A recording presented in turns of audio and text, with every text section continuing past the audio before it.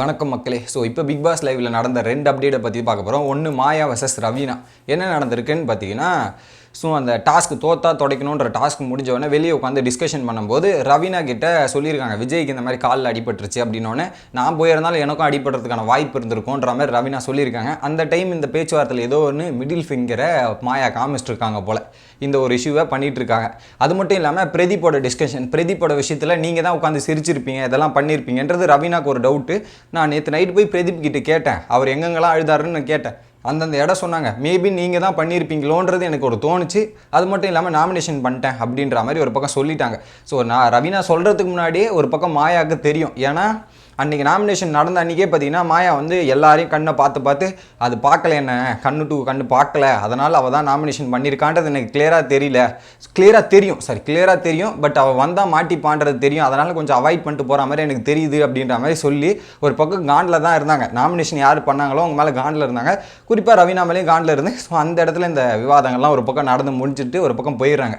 மணிச்சந்திரன் வந்து கேப்டன் கிட்டே சொல்கிறாரு, இந்த மாதிரி இஷ்யூ நடந்திருக்கு, மிடில் ஃபிங்கர் இதெல்லாம் அவர் பண்ணியிருக்கா, இது ஒரு தப்பு தான். பட் நீ என்ன பண்ணு, ரவீனா கிட்டே போய் சொல்லு, இதெல்லாம் சீரியஸாக எடுத்துக்க வேணா, அவரை கேமாக பார்க்க சொல்லு. இது எல்லாருக்கிட்டையும் போய் ஜாலியாக உளருவாய் மாதிரி உளறிட்டு இருக்கு போகிறா, அவகிட்ட சொல்லி கேமாக விளையாட சொல்லு. அவங்க டார்கெட் பண்ணுறாங்க, உசாராக தப்பிச்சிக்க சொல்லு, நான் சொன்னால் கேட்க மாட்டேன், நீ எதுக்கு போய் சொல்லு அப்படின்ற மாதிரி விக்ரம் எடுத்துகிட்டு போய் ரவீனா கிட்ட சொல்ல சொல்லி ஒரு மோட்டிவேஷன் டாக் மாதிரி கொடுக்க சொல்கிறாரு. ரவீனா ஒழுங்காக விளையாட சொல்லுங்கள், இதெல்லாம் பண்ண சொல்லுங்கள் அப்படின்ற மாதிரி இது ஒரு விஷயம் நடக்குது. நம்பர் 2 என்ன அப்படின்றது பார்த்தீங்கன்னா, வினுஷா விஷ்ணு மோதல்.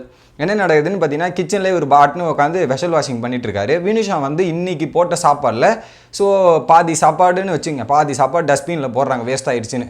ஸோ அந்த இடத்துல வந்து ஏன் இப்படி வேஸ்ட்டாக போகிறீங்க அப்படின்ற மாதிரி ஏதோ ஒன்று கேட்கும் போது, இல்லைங்க என்னால் முடியல, போட்டுட்டேன், குழம்பு வேறு லைட்டாக காரமாக வந்து எனக்கு செட் ஆகலை, போட்டுட்டேன் அப்படின்னாங்க.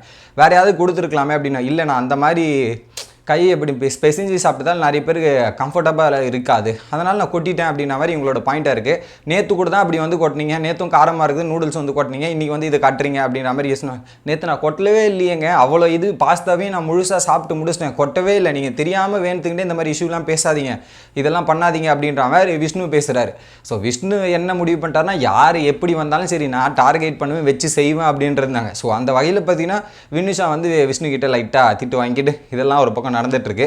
ஸோ இதெல்லாம் தான் லைவில் நடந்துட்டுருக்குது. நீங்கள் என்ன நினைக்கிறீங்க அப்படின்றத கமெண்ட் பண்ணுங்கள். வீடியோ பிடிச்சினா மறக்காமல் லைக் பண்ணுங்கள்.